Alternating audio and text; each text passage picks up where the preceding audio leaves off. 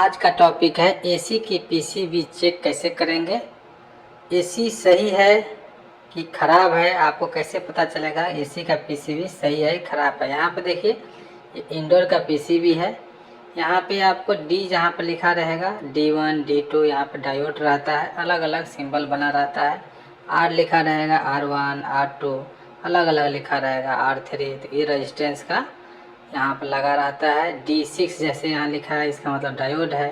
T लिखा रहेगा T1 T2, transistor रहता है। लंबा लंबा जो ब्लैक दिख रहे हैं ये IC है। कैपेसिटर में C लिखा रहेगा, C1 या C3, अलग अलग। C1 मतलब 1 नंबर, C6 मतलब यहाँ पे C8 लिखा हुआ है, मतलब 8 नंबर लगा हुआ है। ये कैपेसिटर है, ये आपका रिले है, आपको ध्यान रखना है। फ्यूज भी लगा रहता है, ये आपका ट्रांसफार्मर है। तो आपको पता होना चाहिए। सबसे पहले देखिए, ज़रूरी उपकरण आपके पास क्या होना चाहिए पीसीबी चेक करने के लिए। मल्टीमीटर होना चाहिए, स्क्रू ड्राइवर सेट होना चाहिए, इंसुलेशन टेप होना चाहिए, सेफ्टी ग्लव्स होना चाहिए और एसी वायरिंग डायग्राम यदि है तो डायग्राम ज़रूरी है, आपको पता होना चाहिए। सुरक्षा सावधानी सेफ्टी प्रिकॉशन क्या होना चाहिए। बिजली जो पावर होता है पूरी तरह से बंद होना चाहिए चेक करते समय। यदि आप इलेक्ट्रॉनिक्स में नए हैं तो आपको किसी अनुभवी इलेक्ट्रीशियन की मदद लेना चाहिए। पीसीबी की नहीं छूना चाहिए आपको।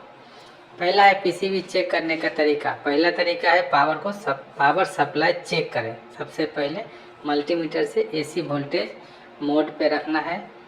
मेन पावर से पीसीबी बोर्ड को जो वायर आता है जैसे लाइन और एन, मल्टीमीटर लगाकर वोल्टेज चेक करना है।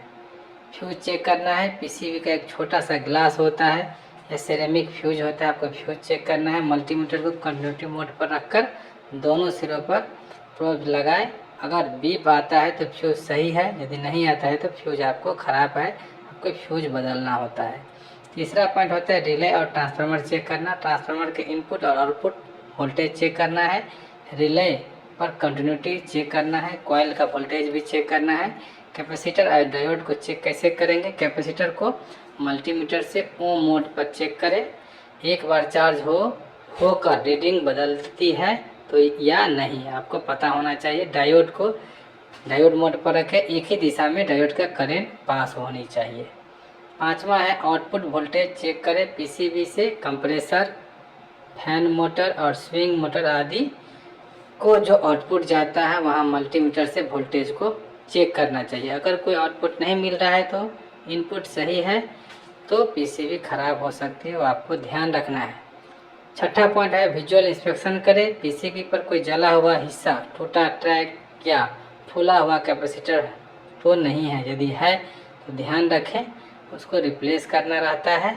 आज रिप्लेसमेंट की स्थिति में क्या होता है, अगर पीसीबी में कोई मेजर कंपोनेंट जैसे ट्रांसफार्मर हो गया, माइक्रो कंट्रोलर हो गया ख़राब हो तो रिपेयर ना हो सके तो पीसीबी को बदलना ही सही होता है। यहाँ पर आपको पीसीबी मैं दिखा रहा हूँ, पीसीबी से लाइव चेक करके बताएंगे। देखिए, आपको मल्टीमीटर को यूज करना पता होना चाहिए। मल्टीमीटर कैसे, जैसे यहाँ पर देखिए अभी रजिस्टेंस पर रखा हुआ है, तो जितना भी रजिस्टेंस है सबको आपको एक एक करके चेक करना चाहिए कितना रजिस्टेंस आ रहा है, रजिस्टेंस सही है कि नहीं। पीसीबी के बैक साइड में भी आपको हम दिखाएंगे। यहाँ पर देखिए रजिस्टेंस चेक कर रहे हैं, कोई ओम में दिखा रहा है, कोई किलो ओम में दिखा रहा है, तो आप सबसे पहले रजिस्टेंस, आपको जितना भी रजिस्टेंस है एक एक करके आपको चेक करना पड़ेगा मल्टीमीटर को यूज करके।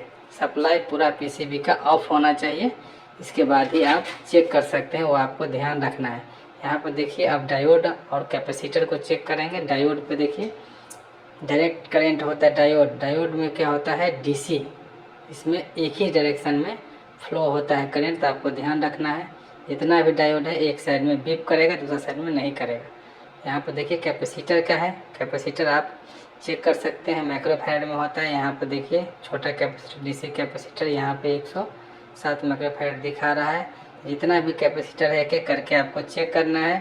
और पीसीबी के बैक साइड में भी सिंबल बना रहता है, आर लिखा रहेगा, R2 लिखा रहेगा। जितना भी कंपोनेंट लगा रहता है सबका सिंबल बना रहता है। आपको कैपेसिटर का C लिखा रहेगा, डायोड का D लिखा रहेगा। D4 मतलब कि 4 नंबर डायोड है, मतलब कि चौथा नंबर है। एक D1 मतलब 1 नंबर, D2 मतलब 2 नंबर किया रहता है। C मतलब कैपेसिटर लिखा रहेगा, आर मतलब रेजिस्टेंस लिखा रहेगा, और जे मतलब जंपर बोलते हैं, J4 J3 अलग अलग जंपर भी हम आपको चेक करके बताएंगे। जंपर सब जो चेक होता है वो कंटिन्यूटी में होता है। कंटिन्यूटी में जब हम चेक करेंगे तो आपस में बीप करेगा, मल्टीमीटर को हम चेक करेंगे तो आपको ध्यान रखना है। यहाँ पर देखिए कंटिन्यूटी है, कंटिन्यूटी में है, यदि हम जितना भी जंपर रहता है सब जंपर को हम कंटिन्यूटी में चेक करते हैं। तो आपको ध्यान रखना है। ट्रांसफार्मर को हम DC वोल्टेज या AC वोल्टेज जो भी ट्रांसफार्मर लगा रहता है तो हम चेक करते हैं AC या DC से, तो वो आपको ध्यान रखना है। तो दोस्तों मैं उम्मीद करता हूँ कि वीडियो आपको अच्छा लगा होगा।